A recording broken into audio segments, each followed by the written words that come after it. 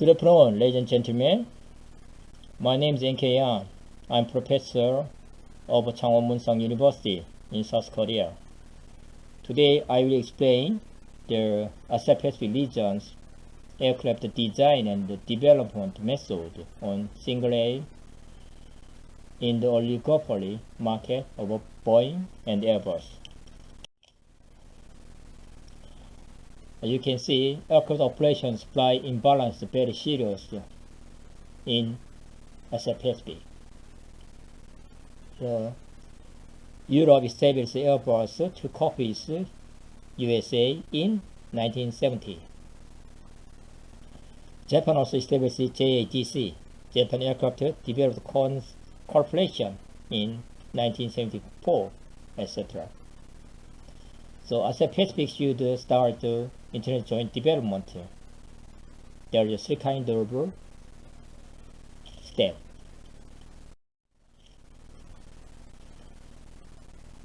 And Picard explained the financial income is bigger than labor income. There was a gap between the rich and the poor. Same situation was happened in aerospace industry. It's USA and Asia Pacific. Michael Porter explained the intercontinental movement by labor cost. So, in 1970, United States of America have a big market share in aerospace industry, and in 2020, Airbus have the biggest market share in aerospace industry. So next picture, Asia Pacific will become the big company in the world. Nishiguchi said competitive management circumstance is weaker than cooperation management circumstance. So Asia Pacific aircraft company have to cooperate each other, then they will become the biggest aircraft manufacturer. There is a kind of characteristic: stage 1, stage 2, and stage 3. In stage 1, the host individual company. Stage 2 is a company consortium like Japan JADC. Stage 3, the host is many countries like Europe, Airbus. So the stage 3 is the proper system in international joint development. So we have to benchmark Airbus in Europe.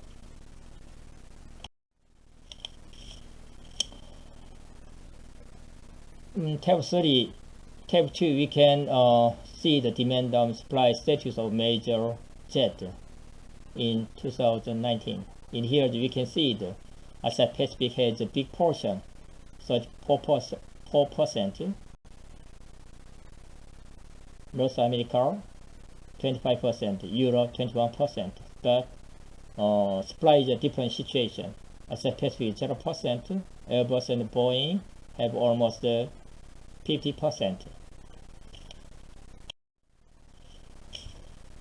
In tab 3, we can see the major jet aircraft delivered and the market value. So in here, you can see there single aircraft delivery is the biggest portion, 74%. Market value also 55%. So our target will become the sales single A. In future, expected production volume of single aircraft in Asia Pacific country. In here is now we have a $35 billion production value, but if we do the offset trade, the commercial aircraft offset trade, the production will increase 124 And then if we do the international joint development, our production value is $239 billion. So without IJD, you could not become the advanced country in aerospace. So we have to do that. There's a success case. Japan, JADC, did the 4 project. At the last, they did the B777X in 2015. They invested 21%, and they produced $36 billion per 5 years. It's very successful project. They did 21%, and they produced $7.2 billion per year. So we have to study this success case. And then we can see that the Japan offset trade. If you see the JAR, Airbus aircraft 0%, but Boeing aircraft 2.2%. In total, Japan have 1.3% Airbus, but they have 6.0% Boeing aircraft. It's almost 82% aircraft have Japan. You can see that the Asia Pacific total, Airbus and Boeing, almost 50%. So in here you can see that Japan take advantage of aircraft buying power, and Japan can do IJD, International Joint Development, with Boeing from 1970.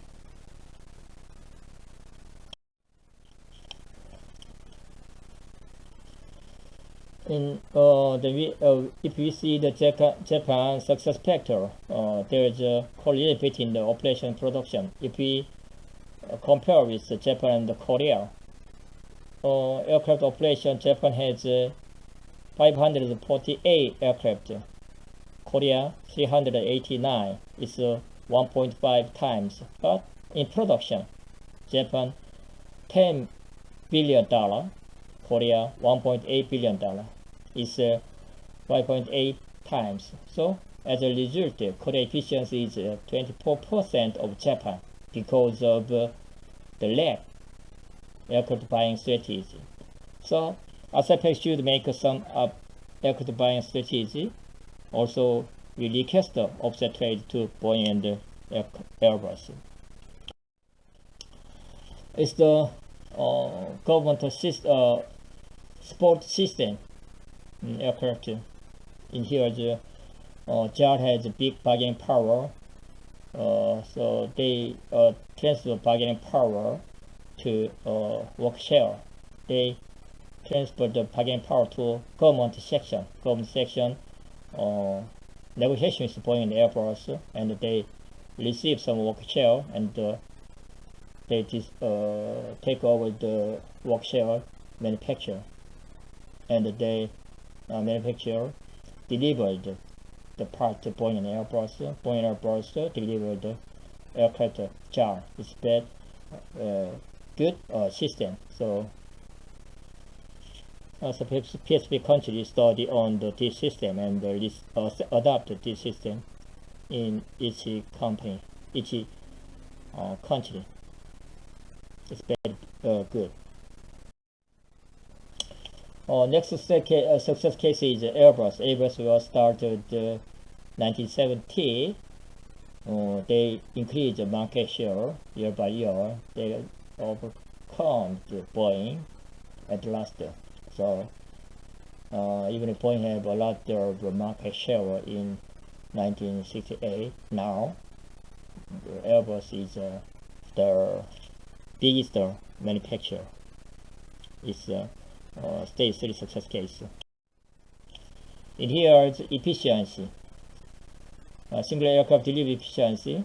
Airbus have 322 delivered a year, but Boeing 224 aircraft delivered per year. So international joint development is more superior than independent development. In table A, we can see the correlation between the participant number and the efficiency. A350 is 6 participants country. It's more powerful than 4 participants country. So the more participants, the more efficient. So we modified this kind of method. In here, we can see that some commercial aircraft is a very big portion. We have to focus the commercial aircraft. And then here we can see that there are 2 operation aircraft in single A and 4 development aircraft in single A. So we can see the intelligent development more superior than independent development. Also, we can see the electric aircraft. So ADC karting electric, we have to focus on electric aircraft also in international joint development. This is a demand supply of a single aircraft in 2018. It's the same situation with major aircraft demand supply. This is inter-joint development effect in single aircraft. It's detailed information you can see it in my paper. Table 12 is the market share criteria of ADC in single aircraft. We reflect the market share change of A320. So detailed information also in my paper. As a result, we can calculate their ADC delivery. We can forecast it in 2039. ADC can deliver the 986. It's market share 49%. If in the case of China independent development, they delivered 352 aircraft, but the market share will be 18%. So ADC as a Pacific country have to establish AADC, then will be succeed. This delivered all the estimation in single aircraft market. So detailed information is in my paper. For long-term outlook, ADC will become the 49 market share in 2039, but Boeing and Airbus will become the 25% in 2039. After that, ADC will increase. Boeing and Airbus will be decreased because of economic scale. But if we did not establish ADC, then China aircraft C919 will increase 80% 2039, but after that it will decrease. And then Boeing Airbus will decrease first 41% and then increase because economic scale. So if we could not establish the AADC, C919 will disappear like Japan YS11. If we see the case study Japan YS11, we can understand why C919 will disappear. For a long-term outlook, current Europe commercial aircraft, Airbus is the superior company, and they merge EADS, and they contribute to establish EU, and there is many advanced countries in aerospace: France, Germany, UK, United Kingdom, and Spain, etc. So near future, as I Pacific, if we establish the AADC, we can make AADS, and also we contribute to establish the ASEAN Pacific Union, and there's many other countries in aerospace. So first start country, first become the advanced country. Who started?